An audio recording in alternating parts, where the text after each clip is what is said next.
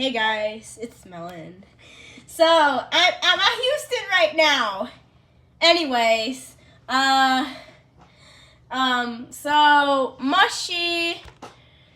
Actually, no, it was not Mushy. It was actually Yami who showed this character. Mushy was just the one who listened and told me what his voice was gonna sound like. He said his voice sounds like Carl Weezer, but we'll see about that. Let's see if he's hot. 3, 2, 1, go! I'm hoping to catch a mouse or two. For 3 days I haven't been fed and I'm starving. Here, try this meat instead.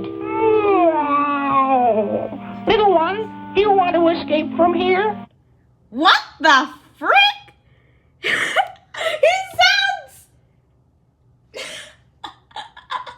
He sounds funny, not hot.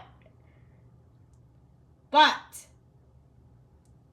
there was a bird in another part. Let's see if he is hot, because I saw.